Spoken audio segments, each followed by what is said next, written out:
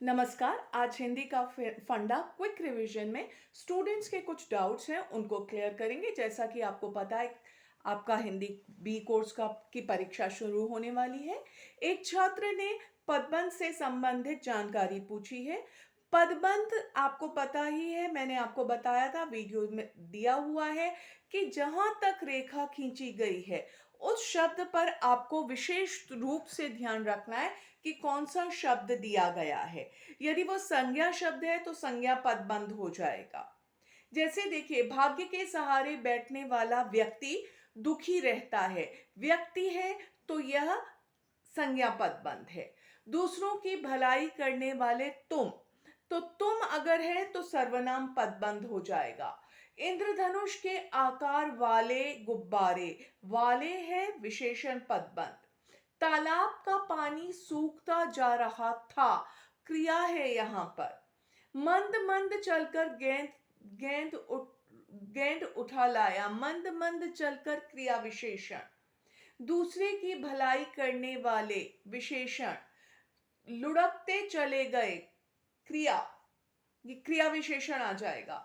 लगातार जोरदार वर्षा हो रही थी, लगातार जोरदार क्रिया विशेषण। गांव में रहने वाला किसान, संज्ञा पदबंध। महंगा मोबाइल रखने वाला वह, सर्वनाम। भयभीत हो उठा, फिर क्रिया यहां पर आ रही है। कक्षा में सदा शोर मचाने वाले तुम है, इसलिए ध्यान रखिएगा सर्वनाम है।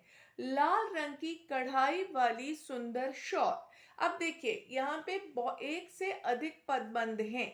वैसे तो शॉल है तो वह विशेषण पदबंध होना चाहिए, पर यहाँ पे संज्ञा पदबंध होना चाहिए, पर यहाँ पे विशेषणों की अधिकता होने के कारण विशेषण पदबंध है। इसके अतिरिक्त एक छात्र ने कुछ साहित्य के कुछ डाउट्स हैं उसके बारे में पूछा है।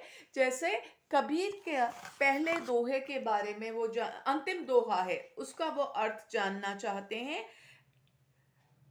बता रही हूँ, कबीर की साखियों के वीडियो में दिया है, फिर भी आपका ये डाउट है तो मैं क्लियर कर रही हूँ।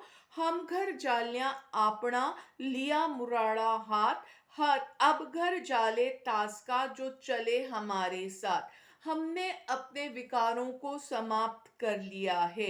किससे? ज्ञान की ज्योति जलाकर। मुराड़ा माने होता है ज्ञान का, जो प्रकाश देने वाली जो टॉर्च होती है उसको कहा जाता है, मशाल जिसे कहते हैं।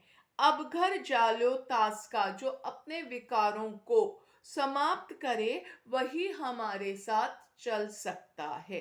ताश माने, ताश जो होते हैं, ताश के पत्ते जैसे जरा से छूने से निकल जाते हैं, वैसे ही जो अपने अज्ञान को, अहंकार को, ऐसे जो विकार हैं उनको जलाने के लिए तैयार है, वही कबीर के विचारधारा को आगे ले जा सकता है।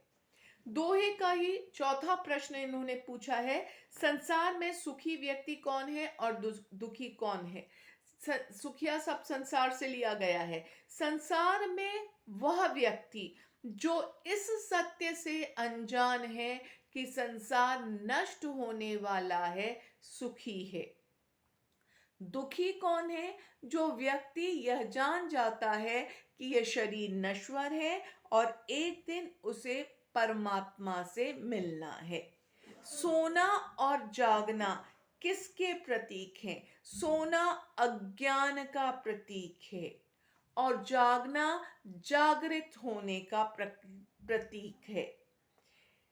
इसका प्रयोग यहाँ क्यों किया गया है, स्पष्ट कीजिए। इन शब्दों का प्रयोग किया गया है कि जो व्यक्ति, ये बताने के लिए कि ये संसार नश्वर है और जो व्यक्ति इस सत्य को नहीं जानता है वो सो रहा है, वो अज्ञानी है।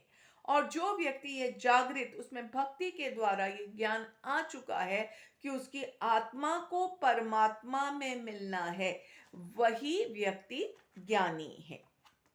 अब इसके अलावा उन्होंने अब कहा दूसरों के दुख से दुखी होने वाले के कुछ प्रश्न पूछे हैं। जैसे ये पंक्तियां बीच में जो दी गई हैं, मिट्टी से मिट्टी मिले खोके सभी निशान, किसमें कितना कौन है कैसे हो पहचान।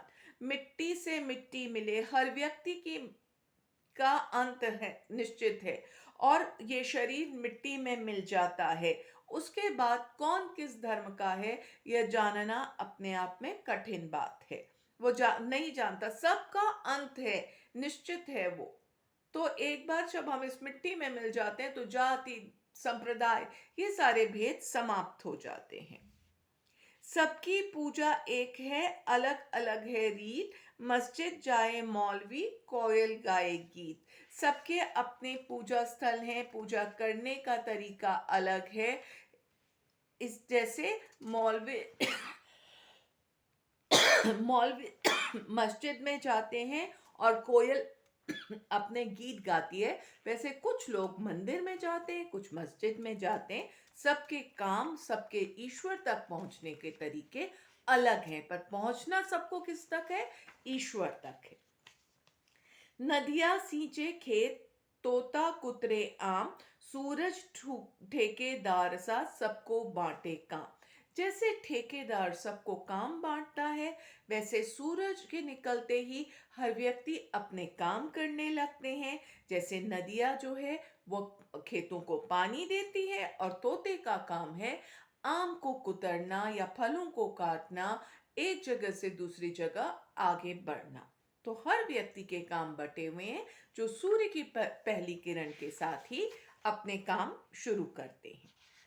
इनका एक और संदेह है कि मुट्ठी भर आदमी और यह दमखम, यह किसने कहा था? आशय स्पष्ट के बारे में पूछा गया है। ये बात देखिए, जब कर्नल और लेफ्टिनेंट बात कर रहे थे, तो उस समय वे वजीर अली के बारे में बात करते हैं। वजीर अली के साथ वो कहते हैं, वजीर अली के साथ ज्यादा लोग नहीं हैं, लेकिन उसके काम मुट्ठी भर लोग हैं, थोड़े से चुनिंदे लोग हैं, थोड़े चुने हुए लोग हैं, लेकिन अपने युद्ध कौशल से, रणनीति से उसने सबके नाकों चने चबवाए हैं, और उन्होंने अंग्रेजों को बिल्कुल चैन से नहीं बैठने दिया है। और तब वो कहते हैं कि मुट्ठी भर आदमी है, थोड़े से आदमी हैं, और इन थोड़े से आदमियों के साथ भी वजीर अली किस दमखम से अंग्रेजों को लोहा दे रहा है। इसी तरह से आपके कोई भी डाउट हो, या तो कमेंट सेक्शन में डाल दीजिएगा, या मेल या व्हाट्सएप में भेज दीजिए। आपके सभी संदेह, आपके सभी डाउट क्लियर कर दिए जाएंगे। धन्यवाद। All the best for your exams. Thank you.